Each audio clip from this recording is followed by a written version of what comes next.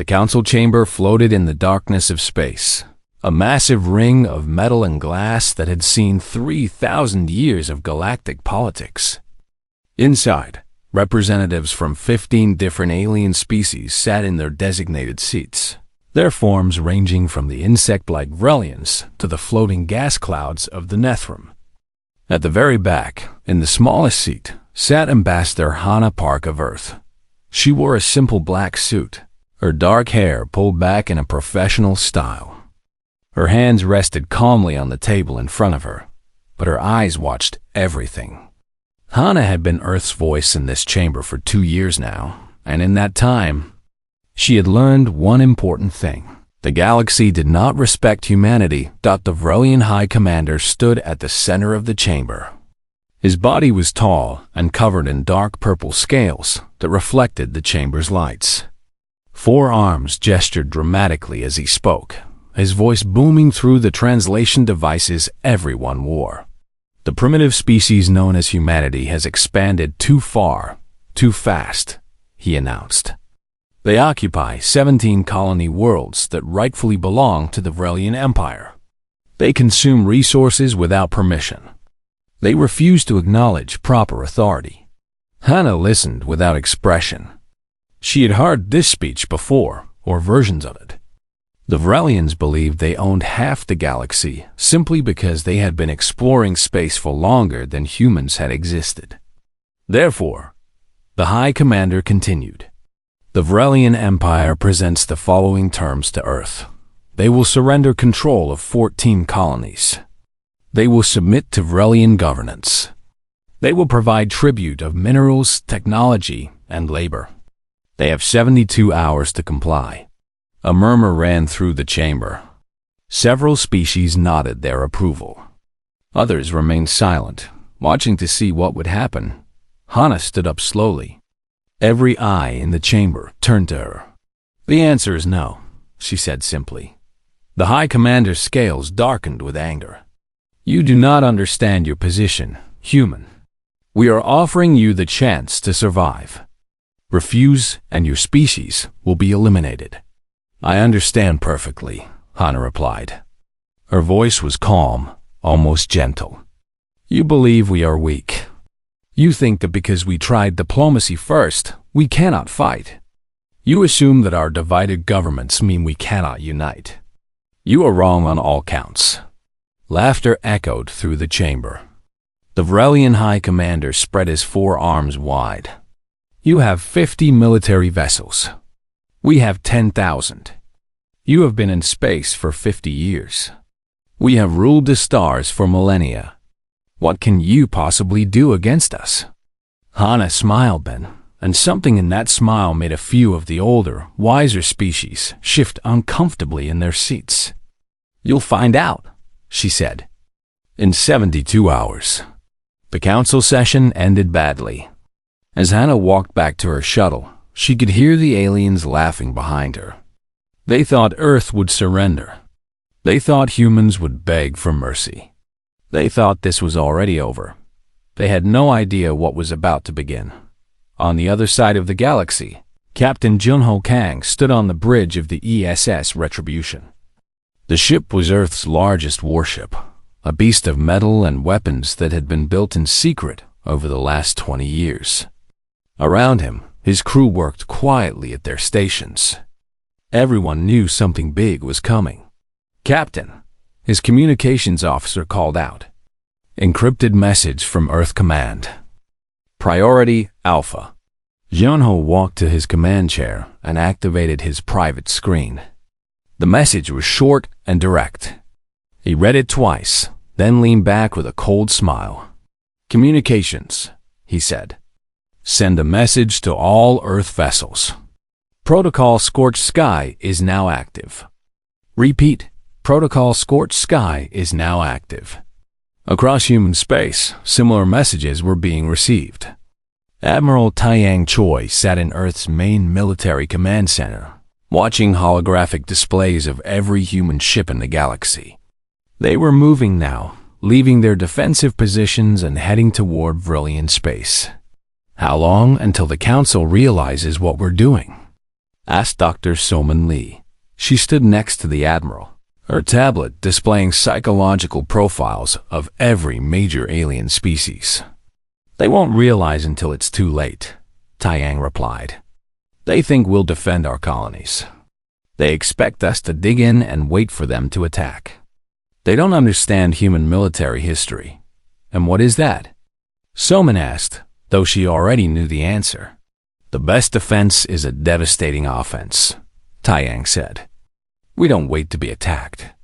We strike first, we strike hard, and we don't stop until the enemy cannot fight back. Back on the Retribution, Junho was briefing his senior officers. Commander Minji Song stood at attention, her fighter pilot instincts already calculating attack patterns. Lieutenant Hyam Bei checked his infiltration team's equipment. They all knew their roles. Our target is Relian Command Station Tertius, Junho explained. It coordinates their Northern Fleet operations. We will destroy it completely. No survivors, no infrastructure left standing. The galaxy needs to understand something about humanity. What's that, sir? Minji asked. That we don't negotiate with those who threaten our existence, Junho replied. We annihilate them. The hours ticked down. The Vrelian Empire prepared for what they assumed would be a quick war. They moved their fleets into position around human colonies. They prepared occupation forces. They drafted surrender documents for Earth to sign. They had no idea that human ships were already moving through their space, using stealth technology the galaxy didn't know existed. They didn't realize that every major Vrelian military installation had already been targeted. They couldn't imagine that the primitive humans had been preparing for this moment for decades. In the council chamber, the Vrelian High Commander celebrated with his allies. They drank exotic liquors and discussed how they would divide Earth's resources. Some wanted the technology. Others wanted the strategic colony positions. A few wanted human labor for their factories and farms. None of them noticed that Hana Park had already left the station. Her shuttle was heading back to Earth at maximum speed. She had delivered humanity's message. Now it was time for others to deliver the response.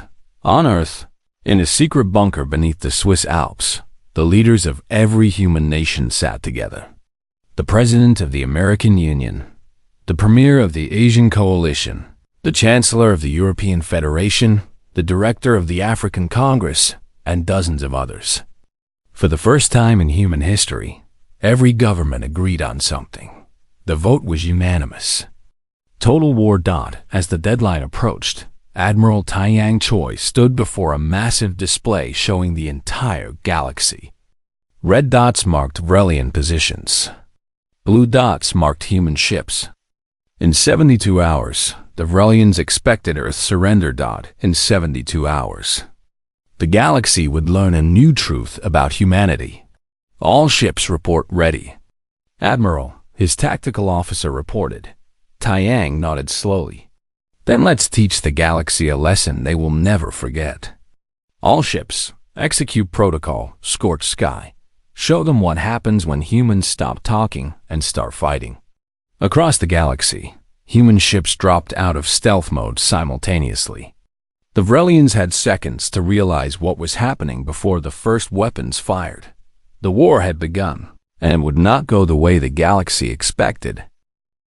The first Vrelian station died in silence.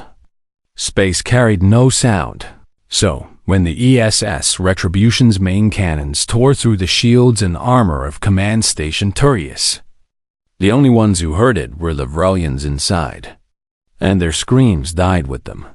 Captain Junho Kang watched the explosion from his command chair. The station had been the size of a small city, home to 15,000 Vrelian military personnel. Now it was expanding debris and fading energy signatures. Target destroyed, Captain, his weapons officer reported. Good. Move to the next target. Leave nothing operational. This scene was repeating across 12 different star systems. Human ships appeared from nowhere, struck their targets with overwhelming force, and moved on before the Vrelians could respond. It was not a battle. It was execution. General Diane watched the tactical displays from Earth Command. Each blue dot represented a human ship. Each time a red dot vanished, it meant another Vrelian installation had been destroyed. Status report, he commanded.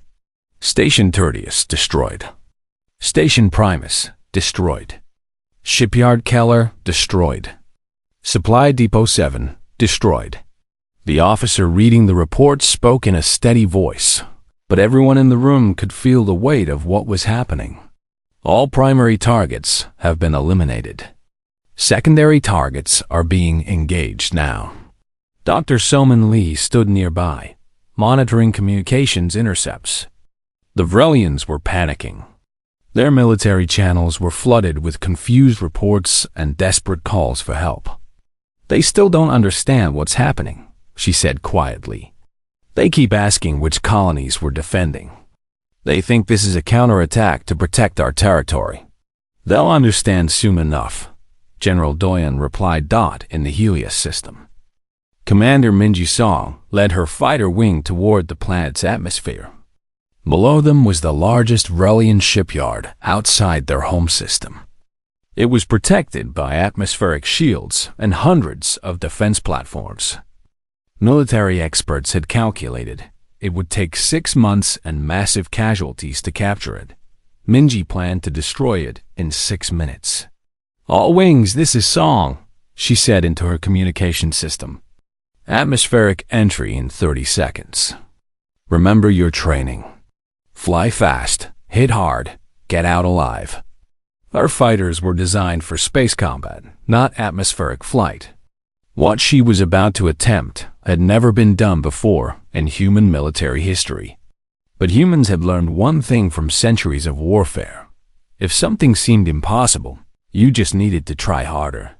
The fighters hit the atmosphere at speeds that should have torn them apart. The heat was incredible. Warning alarms screamed in every cockpit. 3 fighters broke apart immediately, unable to handle the stress. Minji gritted her teeth and kept flying.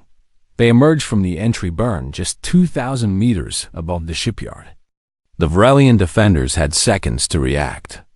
It was not enough time. Release all weapons, Minji commanded. Her fighter and the 37 that survived the entry run opened their weapons bays. Missiles and bombs fell toward the shipyard in a deadly rain. The Vrelian shields were designed to stop attacks from space, not from directly above them inside the atmosphere. The explosions started small, then grew.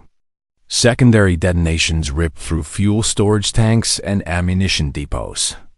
Within minutes, the entire shipyard was a sea of fire. All wings, extract now. Minji pulled her fighter into a vertical climb, the engines screaming as they fought against gravity.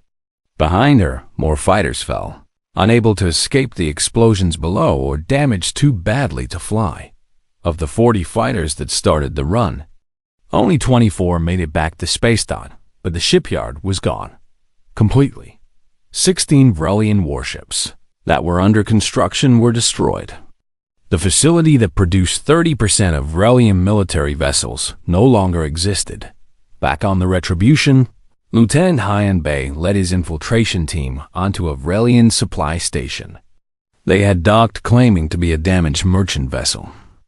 By the time the Vrelians realized who they were, it was too late. The team moved through the station with brutal efficiency. They were not there to capture it. They were there to erase it. Explosives were placed in critical systems. The station's reactor was set to overload. The whole operation took 8 minutes.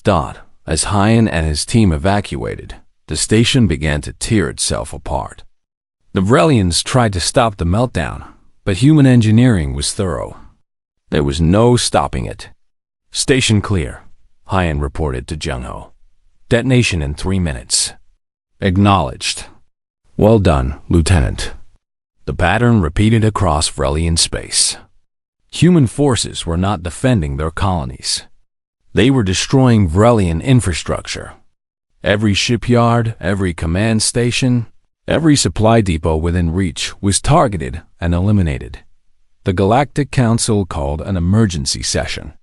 The chamber was filled with shocked and angry aliens. The Vrelian High Commander stood in the center, his scales darker than before.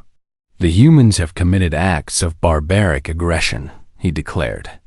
"They attack without provocation. They destroy without mercy. This cannot be tolerated." Ambassador Hannah Park walked into the chamber. Every eye turned to her. She looked different now. The diplomatic smile was gone. Her expression was cold and hard.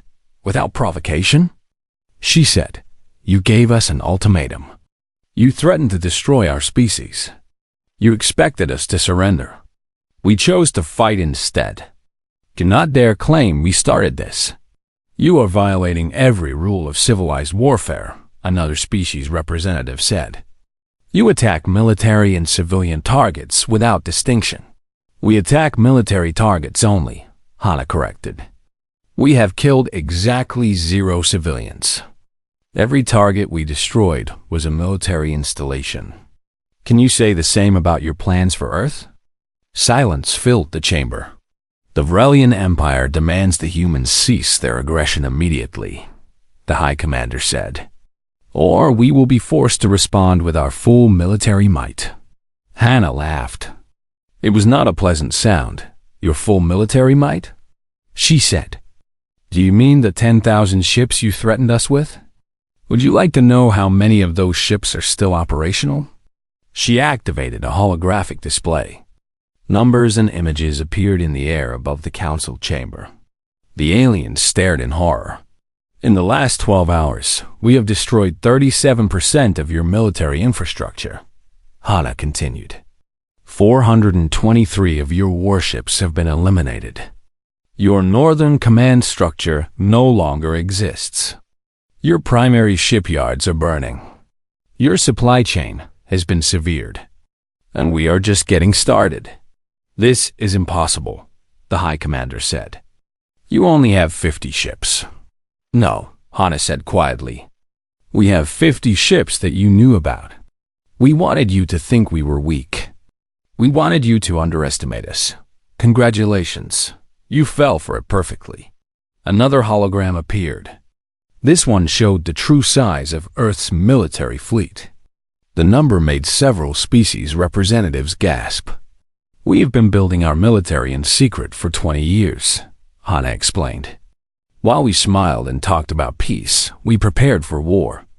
Because we learned from our history. We learned that the galaxy does not respect the weak. We learned that diplomacy only works when backed by strength. She turned to face the entire council. You gave us 72 hours to surrender. We are giving you 72 seconds to reconsider your existence. Because in 72 seconds, you are going to learn what humanity has been hiding in deep space for the last 10 years. The display changed again. This time, it showed a structure so massive that several aliens thought it was a planet at first. Then they saw the weapons. We call it Ragnarok, Hannah said. It is currently traveling toward the Vrelian homeworld at maximum speed. It will arrive in 18 hours. When it does, you will have a choice. Surrender completely or be erased from history. The High Commander's scales turned almost white with fear. You would not dare attack our homeworld. The entire galaxy would unite against you. Admiral Taiyang Choi's image appeared on the display. He spoke for the first time, his voice calm and cold.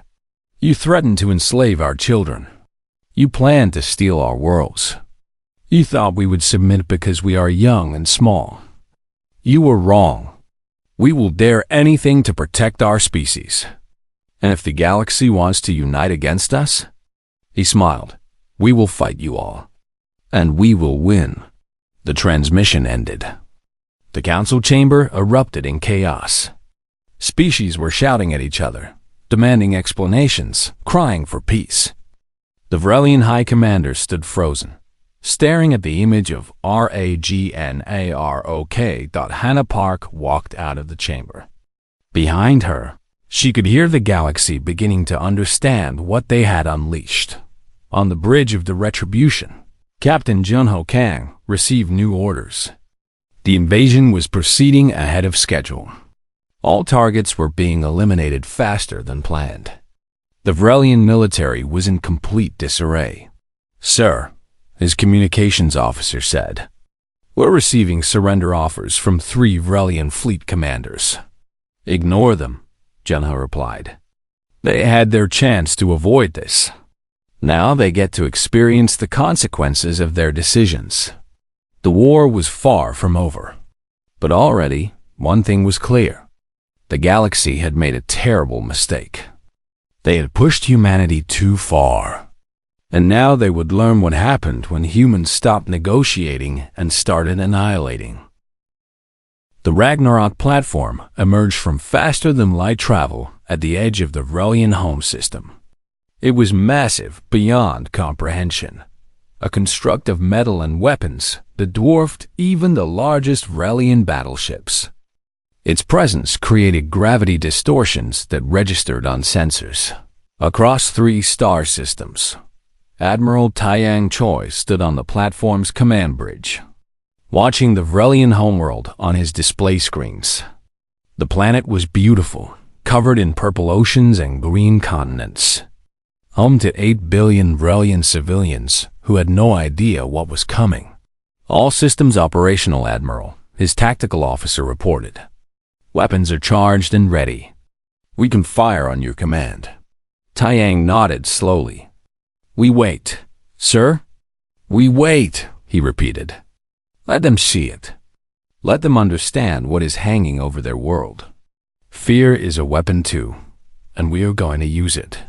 Captain Junho Kang's fleet had already established an orbital blockade around the planet. 60 human warships surrounded the world in a perfect grid pattern. Nothing could leave or enter without permission. Below, Vrelian cities watched the sky with growing terror. On the planet's surface, Vrelian news networks showed images of the Ragnarok platform. Military experts tried to explain what it was, but their voices shook with fear. Some were honest and said they had no idea. Others lied and said it was not as dangerous as it looked. But everyone knew the truth. Death was hanging in orbit, and there was nothing they could do to stop it. Civilian evacuations began immediately. Millions of Vrelians tried to flee the planet, but there was nowhere to go. Human ships controlled all exit routes. Those who tried to run anyway found their vessels disabled by human fighter patrols. The message was clear. Nobody leaves until this is over. In the Galactic Council chamber, panic had replaced the usual calm political discussions. Species representatives shouted at each other, demanding action. Some wanted to unite against humanity. Others wanted to stay neutral and hope humans forgot about them. A few quietly sent messages to Earth offering alliance. Ambassador Hannah Park returned to the chamber. This time, she did not wait for permission to speak. "The Ragnarok platform is now in position," she announced. "Admiral Taiyang Choi has full authorization to use it. The Vrelian homeworld can be destroyed at any moment. However, Earth is willing to offer terms." The chamber fell silent. The Vrelian High Commander stepped forward. His scales had lost their dark purple color and turned a sickly gray. His forearms trembled slightly. "What terms?" he asked quietly. "Complete and unconditional surrender," Hannah said. "Immediate disarmament of all military forces. Dissolution of your empire. Reparations paid to Earth. A permanent human military presence in all former Vrelian territories. And a public admission of responsibility for this war." "This is outrageous," one of the Vrelian's allies said. "You cannot simply destroy an entire civilization." Hannah turned to look at the speaker. "Why not? You were planning to do exactly that to humanity. The only difference is we have the power to do it, and you discovered you do not." She activated a holographic display. It showed data that made several species representatives gasp in shock. This information came from Lieutenant Jiwon Park, one of our intelligence officers. Hana continued. It shows that 5 species in this council actively encouraged the Vrelian ultimatum to Earth. They believed humanity would be eliminated quickly, and they could divide our resources among themselves. The data scrolled across the display. Communications between species leaders. Plans for dividing Earth's colonies. Discussions about using human technology and enslaving human populations. Everything was documented and verified.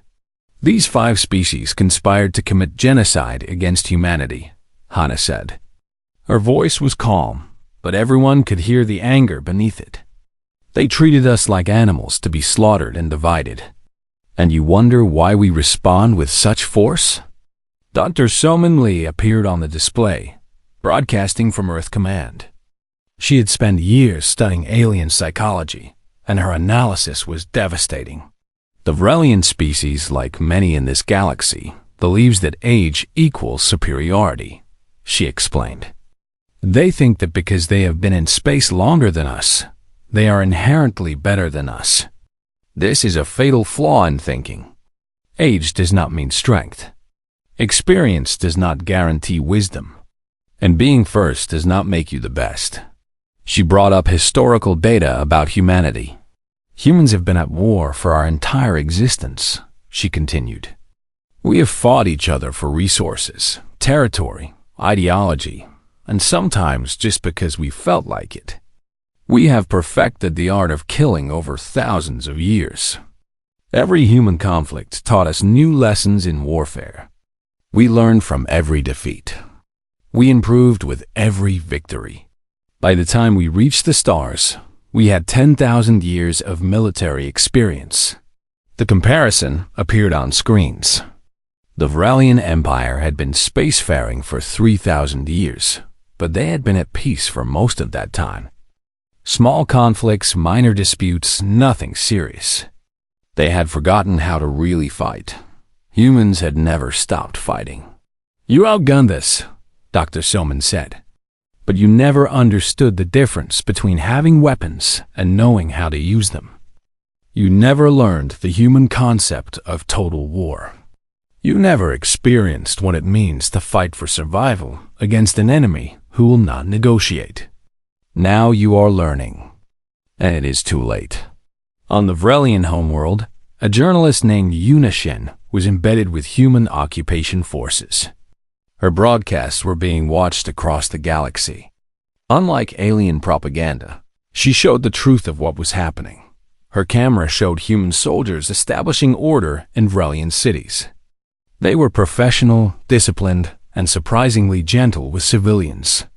Children were given food. Medical supplies were distributed. Infrastructure was being protected, not destroyed. This is not what the galaxy expected, Una reported. Everyone thought humans would be brutal occupiers. But the soldiers I have spoken to tell me something different. They say they are not here to punish civilians. They are here to end a military threat. Watch this. Her camera showed a human medic treating a wounded Vrelian child. The medic worked carefully, using advanced medical technology to heal injuries that Vrelian medicine could not. The child's mother watched in confusion and fear, but also hope. We do not want to hurt you, the medic said through a translator. Your leaders threatened our families. We responded. But you are not our enemy. Your government is. The footage spread across galactic networks. It confused many species. How could humans be so brutal to military targets, but so careful with civilians? How could they destroy without mercy, yet heal with compassion? Dr. Soman explained it in another broadcast. Humans understand the difference between soldiers and civilians, she said. We have rules of war developed over millennia. We know when to destroy and when to preserve. We know when to kill and when to heal. This is what military discipline means. The Vrelians thought we were savages. They are learning we are professionals. Back in the Galactic Council, 3 of the 5 conspirator species suddenly announced their complete surrender to Earth. They did not wait for demands. They did not negotiate terms. They simply gave up entirely and begged for mercy. The remaining two species, the Tekran Collective and the Sylph Unity, refused to acknowledge what was happening. Their representatives stood in the council chamber and declared that humanity's actions were illegal and would be resisted. Admiral Taiyang Choi's response was broadcast to every system in the galaxy. The Tekran Collective and Sylph Unity have chosen to continue hostilities, he said. Very well. We will deal with the Vrelian Empire first. Then we will deal with them. To all other species, humanity does not seek conquest. We seek security. Stay out of our way, and we will not bother you. Stand against us, and you will share the Vrelian's fate. Choose wisely. On the Ragnarok platform, weapon systems remained charged, but not fired. The psychological effect was working perfectly. Every hour that the platform hung in orbit, the Vrelian resolve weakened further. Panic spread through their population.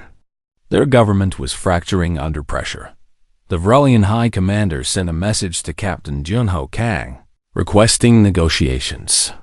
We wish to discuss terms, the message said. Perhaps we can find a peaceful solution. Junho showed the message to Admiral Taiyang Choi. The Admiral read it and smiled coldly. Reply with this, he said. You had your chance to negotiate. You chose to threaten us instead. You gave us 72 hours to surrender. We gave you the same. Your time is up. The Ragnarok platform's weapons began to charge. Energy readings spiked across every sensor in the system. The Vrelian homeworld held its breath. Then Admiral Taiyang Choi's face appeared on every screen across the planet. People of Vrelia, he said, your government made a terrible mistake. They threatened to destroy humanity. They believed we would surrender. They were wrong. Now you face the consequences of their arrogance. I give you one final chance. Remove your government from power. Surrender your military. Accept human terms. You have 1 hour. If you refuse, or if your government refuses on your behalf, I will demonstrate what the Ragnarok platform was designed to do. He paused, letting his words sink in. And understand this. We are not bluffing. We are not posturing. We are making you a promise. Accept our terms, or your civilization ends. The choice is yours. Choose wisely. The Vrelian Empire died in 6 days. 3,000 years of civilization, power, and pride reduced to memory and dust. The galaxy watched in stunned silence as humanity systematically dismantled everything the Vrelians had built. Captain Junho Kang stood in what used to be the Vrelian Imperial Palace. The building was intact, but everything inside had been removed. Furniture, artwork, technology, weapons, everything. Human soldiers worked efficiently, cataloging items and preparing them for shipment. The former emperor requests to speak with you, his aide said. Tell him I will speak with him when I am ready, Junho replied. He waited until the last moment to surrender. He can wait now. The former emperor and his entire government were being held in a simple building with no power, no communications, and basic food and water. They lived the same way their citizens now lived. It was not cruelty. It was equality. Colonel Nari Kwan commanded the ground forces on the Vrelian homeworld. She had 50,000 troops managing a planet of 8 billion. It should have been impossible. But the Vrelians were too shocked and frightened to resist. Sir, we have another delegation of Vrelian civilians asking when power will be restored, her lieutenant reported. Tell them the truth, Nari said. Power will be restored when their government signs the treaty and meets all our demands.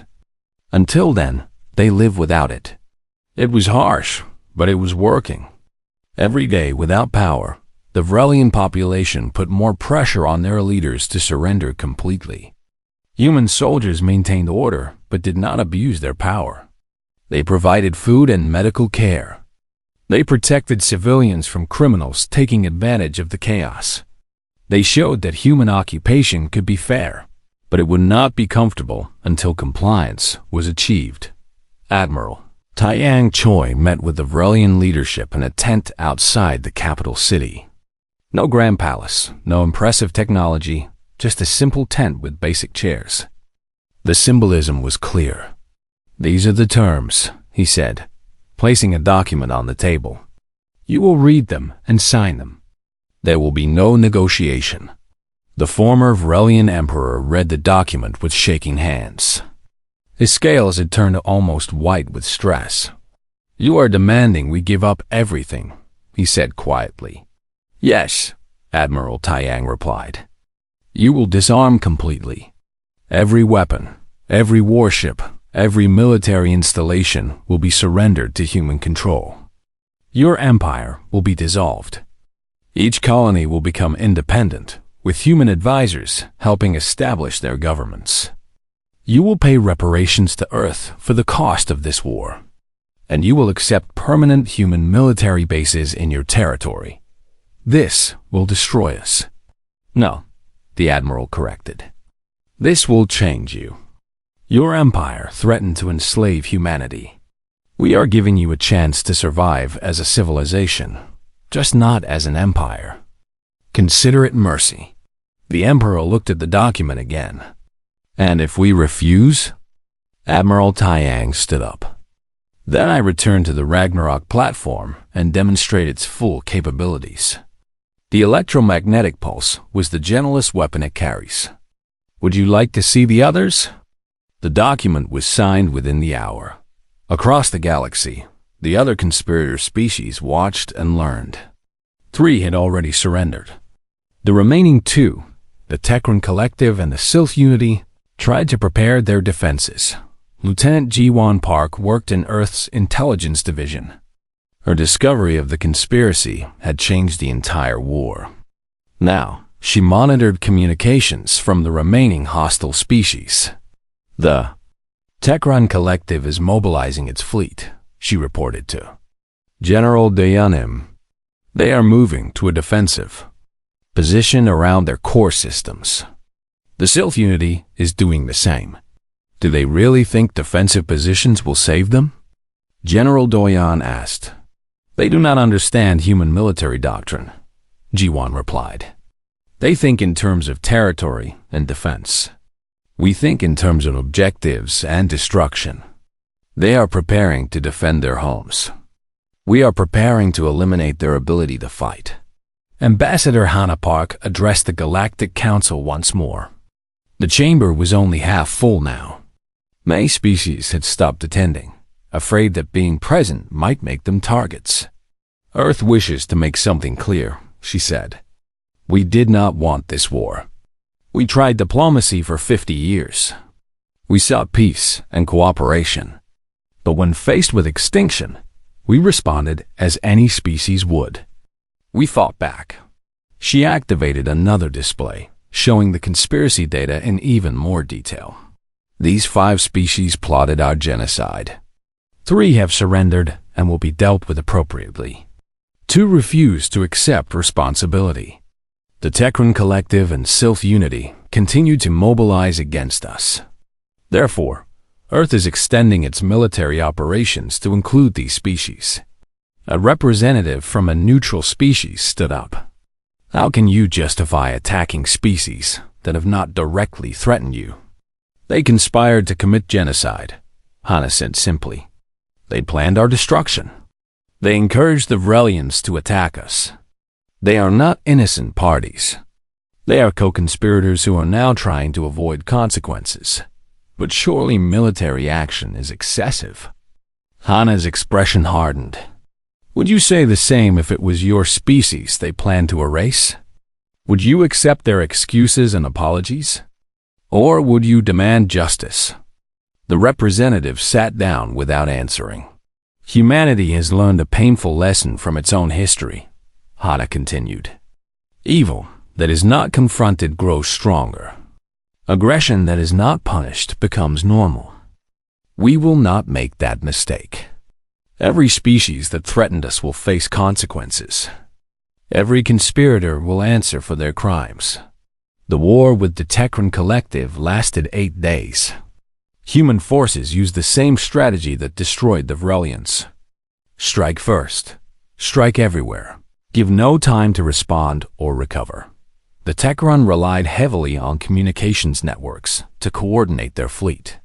Human cyber warfare specialists, led by a young programmer named Minho Shah, dismantled their entire network in 4 hours. Suddenly, Techran ships could not communicate with each other or their command structure. It is like fighting blind and deaf, a captured Techran admiral admitted. We had no idea where our own ships were, let alone the human ones. Without communications, the Techran fleet fell apart.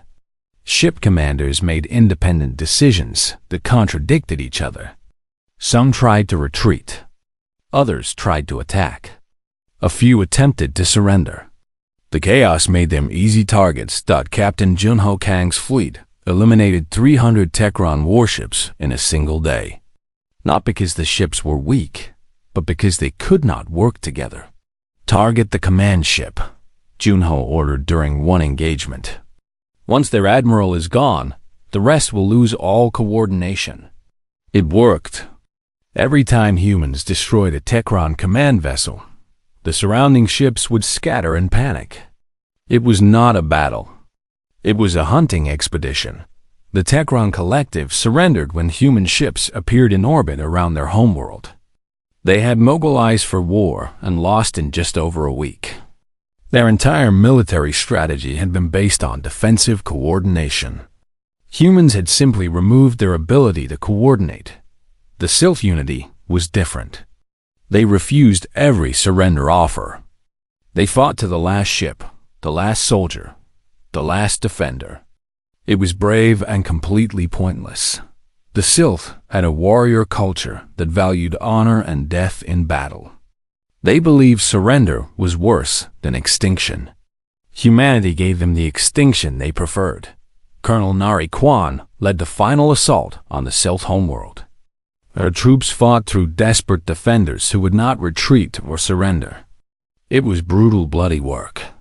"They are choosing death," one of her officers said. "We could avoid this if they would just surrender." "They have made their choice," Nari replied. "We will honor it by giving them the fight they want. But make no mistake, this is their decision, not ours. We offered mercy. They refused it."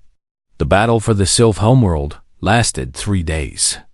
When it was over, the Sylph unity no longer existed as a species. A few might have survived in distant colonies, but their civilization was gone. The galaxy reacted with horror. Some species called it genocide. Others called it justice. Most simply called it terrifying. Ambassador Hannah Park addressed the surviving species in a galaxy-wide broadcast. "The Sylph unity chose extinction over peace," she said. "We did not make that choice for them. We offered surrender multiple times. They refused. They fought to the last. We accommodated their wishes. Let this be a lesson to anyone else who thinks threatening humanity is acceptable." The 3 conspirator species that had surrendered early watched the fate of the Sylph and understood how lucky they were. They had given up immediately and completely. Now they would survive, though never as they had been before. The Vrelian Empire was being reorganized. Former colonies were becoming independent states. War criminals were being tried. Weapons were being destroyed. And over it all, human ships maintained watch. "How long will you occupy our worlds?" the former Vrelian emperor asked during one meeting. "As long as necessary," Admiral Taiyang Choi replied. "Until we are certain you will never threaten anyone again. It might be 10 years. It might be 100. That is up to you." The galaxy had changed. Power structures that had existed for millennia were gone. New alliances were forming. And at the center of it all was humanity, the species that had been dismissed as prim. The Galactic Council chamber looked different now. The grand circular design remained, but the seating arrangement had changed completely. No species sat higher than others. No representatives had larger spaces or better positions. Every seat was equal in size and placement. Ambassador Hana Park, now called High Ambassador by most of the galaxy, stood at the center. She was not leading the session. She was simply present, watching. But everyone knew that her presence meant humanity's presence. And that changed everything. This assembly will now address the question of trade regulations in the former Vrelian territories, the session leader announced. He was a representative from the Kelmer species, known for fairness and patience. The discussion began. Species debated politely and professionally. No one shouted. No one made threats. No one tried to bully others into agreement. It was possibly the most civilized political discussion the galaxy had, seen in centuries. Hana said nothing during the entire session. She did not need to. The fact that she was there, listening and watching, kept everyone on their best behavior. After the session ended, a representative from the Thorol species approached her nervously. "High Ambassador, may I ask a question?" "Of course," Hana replied. "Will Earth always maintain such a heavy presence in galactic affairs? Many species are concerned about human dominance." Hana smiled gently. "Earth does not want to dominate the galaxy. We want to ensure the galaxy does not try to dominate us. There is a difference. When we are confident that no one will threaten humanity's existence again, we will reduce our presence. Until then, we watch, we listen, and we remember." Remember what? That 52 days ago, this council voted to allow our extinction. We remember every species that supported that decision. We remember everyone that stayed silent. And we remember the very few who spoke against it. The representative left looking thoughtful and worried. Fleet Admiral Taiyang Choi, now Supreme Commander of Allied Forces, reviewed reports from across the galaxy. Human peacekeeping forces were stationed in 43 star systems. The Ragnarok platform had been joined by 3 more similar constructs, all positioned strategically throughout the galaxy. "Status report on the former Vrelian territories," he requested. General Doyen M. appeared on his display. "All sectors are stable, Admiral. Local governments are forming without major issues. Most are copying human governmental structures. Economies are recovering faster than projected. Military threats are at 0. And the former conspirator species? The 3 that surrendered early are complying fully with their restrictions. No military buildup detected. They have become model citizens of the new order. It appears fear is an effective teacher. What about requests for human military protection? We now have formal defense agreements with 62 species. Another 38 have requested negotiations. The peacekeeping fleet is stretched thin but managing." Admiral Taiyang nodded. "Approve expansion of the peacekeeping fleet. If species want our protection, we will provide it. But make sure they understand the cost, which is absolute honesty with humanity. No hidden agendas. No secret military buildups. No plotting against us or our allies. Transparency in exchange for security." Captain Junho Kang commanded one of the new peacekeeping fleets. His ships patrolled the border regions where minor conflicts still occasionally occurred. His reputation had grown to legendary status. Species that saw his ships in their space felt immediate relief. Pirates and raiders fled at the mention of his name. "Captain, we are receiving a distress call from a Vrelian colony," his communications officer reported. "They are under attack by raiders from the Mordic clans." "Set course immediately," Junho ordered. "Maximum speed. Weapons ready." His fleet arrived to find 6 raider ships attacking the colony. They were small vessels, poorly armed, crewed by species looking for easy targets. They saw the Vrelian colony as weak and defenseless. Then they saw human warships appear. 5 of the 6 raider ships tried to flee. Junho's fighters caught them before they could enter faster than light travel. The 6th ship attempted to fight. It lasted 8 seconds. The raider crews were captured and handed over to the colony authorities. Junho personally met with the Vrelian governor. "Thank you, Captain," the governor said. "Without your help, many of my people would have died." "You are under human protection now," Junho replied. "No one attacks our protectorates without consequences." "Even though we were your enemies?" "You were." Past tense.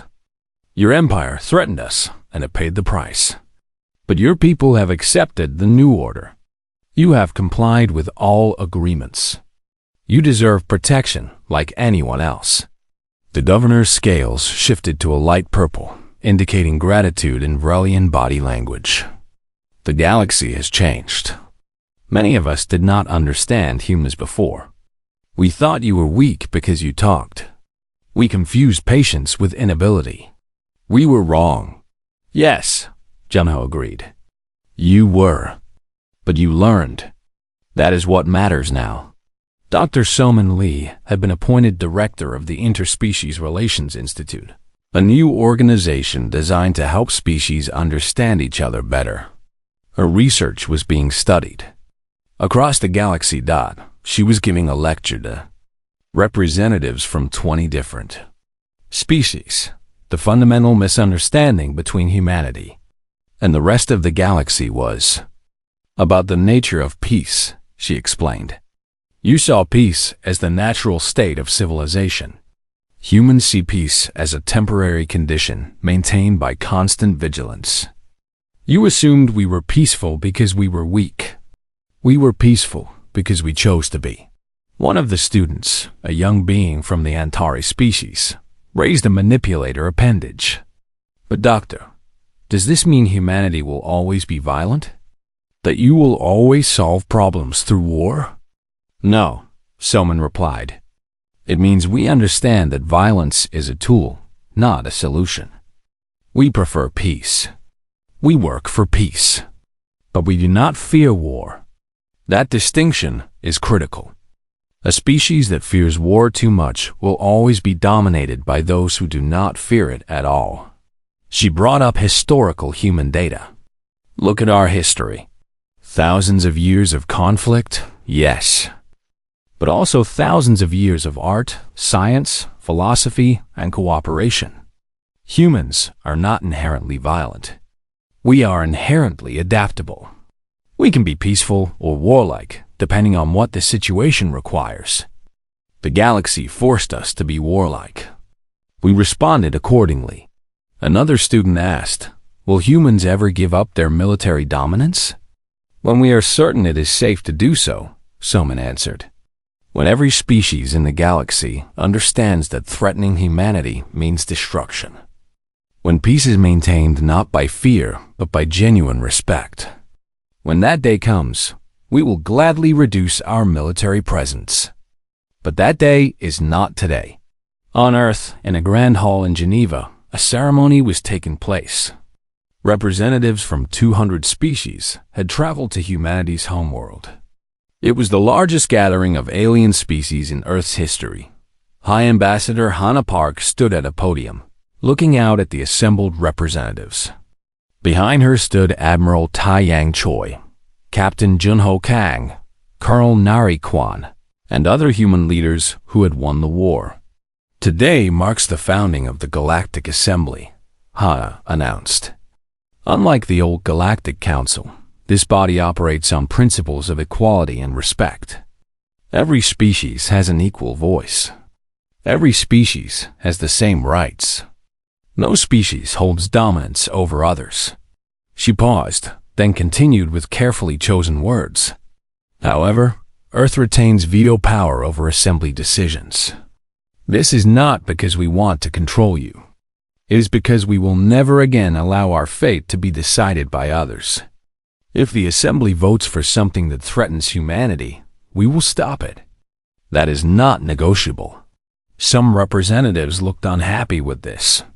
Others nodded understanding. "I know some of you view this as unfair," Hada said. "You think Earth is claiming power it should not have. Let me be clear about why this is necessary. 52 days ago, the old council decided humanity should be eliminated. They did not ask our opinion. They did not consider our rights. They simply decided we should cease to exist. We will never allow that to happen again." Admiral Taiyang Choi stepped forward. "Humanity has learned that being right does not protect you. Being peaceful does not save you. Only strength guarantees survival. We have that strength now. We will use it to protect ourselves and our allies. To those who want peace, we offer friendship. To those who want war..." He let the silence speak for him. A young human woman named Yoon Ji-han stepped forward. She was a civilian coordinator, representing the new generation of humans who had grown up during the war. "My generation knows only two things about the galaxy," she said. "We know it tried to destroy us, and we know we survived. But we also know we do not want to live in fear forever. We want to build something better. That is why we support the Assembly. That is why we want cooperation. But we will never forget what almost happened." The ceremony concluded with the signing of the Galactic Charter, a document that established the rules for the new order. Every species signed it. They had no choice.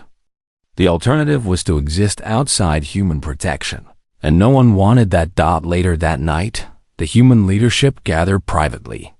They stood on a balcony overlooking Earth's lights, discussing the future. "Do you think they will ever truly accept the new order?" Colonel Nari asked. "They will accept it because they have no choice," Admiral Taiyang